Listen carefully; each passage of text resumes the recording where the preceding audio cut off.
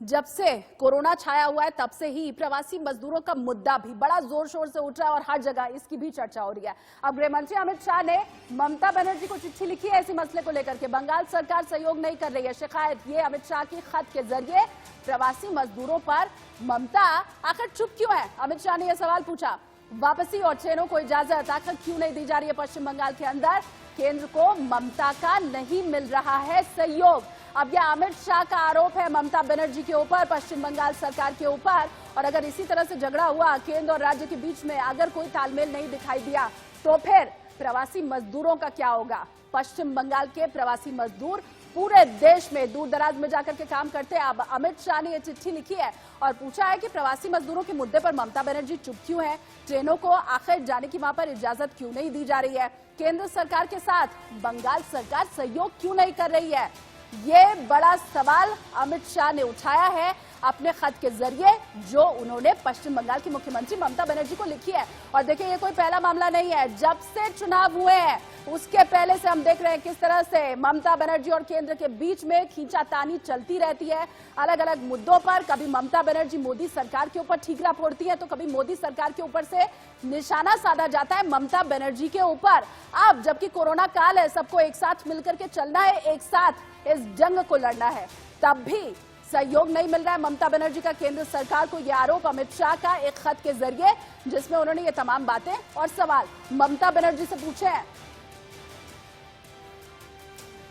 तो गृह मंत्री अमित शाह ने ममता बनर्जी को लिखी चिट्ठी में पूछा सवाल, कहा कि प्रवासी मजदूरों के मुद्दे पर आखिर चुप क्यों है ममता बनर्जी, कोई जवाब उस तरफ से आखिर आ क्यों नहीं रहा है, ट्रेनों को लेकर के कोई इजाजत क्यों नहीं दी जा रही है, किस तरह से प्रवासी मजदूर वापस अपने गृह राज्य जाएंगे, इसे लेकर के कोई खाका आखिर क्यों नहीं तैयार किया जा रहा है। अमित शाह का ये तमाम सवाल और इसके अलावा ये बात भी उन्होंने कह दी कि केंद्र सरकार को पश्चिम बंगाल सरकार का कोई सहयोग नहीं मिल रहा है और ये सहयोग बेहद जरूरी है। हमने देखा है कि पिछले दिनों किस तरह से चाहे वो उत्तर प्रदेश सरकार है या फिर बिहार सरकार, अलग अलग सरकारें केंद्र के साथ बात करके, रेलवे के साथ बात करके और अपने प्रवासी मजदूरों को वापस अपने गृह राज्य लाने की तैयारी में जुटी हुई है। न सिर्फ बिहार के मजदूर बल्कि पश्चिम बंगाल के भी भारी संख्या में मजदूर देश के अलग अलग इलाकों में काम करते हैं। दिल्ली एनसीआर के अंदर भी बड़ी मात्रा में बंगाली मजदूरों की संख्या आपको दिखाई दे जाएगी। और ऐसे में गृह मंत्री अमित शाह का यह सवाल और इसके लिए अब ये चिट्ठी भी उन्होंने ममता बनर्जी को लिख दी है।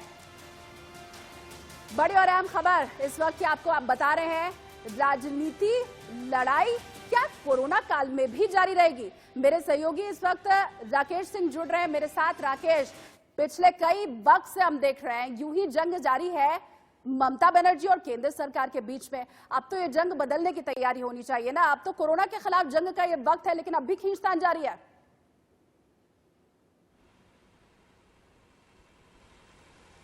देखिए, केंद्र सरकार और पश्चिम बंगाल सरकार के बीच जो माइग्रेंट लेबरर्स को लेकर खींचतान शुरू हो गई है। केंद्रीय गृह मंत्री अमित शाह ने पश्चिम बंगाल के मुख्यमंत्री को पत्र लिखा है जिसमें ये कहा गया है कि जो केंद्र सरकार करीब 2 लाख जो माइग्रेंट्स हैं उनको घर पहुंचाने में मदद की है, लेकिन पश्चिम बंगाल से जो माइग्रेंट्स हैं वो अपने घर जाना चाहते हैं और केंद्र सरकार मदद करने के लिए तैयार है, लेकिन पश्चिम बंगाल सरकार इसमें मदद नहीं कर रही है, ट्रेनों को आने नहीं दे रही है, जिसके कारण जो हैं लोग अपने घर तक नहीं पहुंच रहे हैं। और ये उन जो माइग्रेंट लेबर्स हैं उनके लिए अन्याय होगा। और ऐसी स्थिति में ये साफ है कि पहले आपने देखा था कि इंटर मिनिस्ट्रियल सेंट्रल टीम को लेकर जिस तरह से केंद्र और राज्य आमने सामने आए थे, ममता बनर्जी ने केंद्र को पत्र लिखा था, वहीं आईएमसी के टीम लीडर ने साफ तौर पर पश्चिम बंगाल सरकार पर गंभीर आरोप लगाए थे।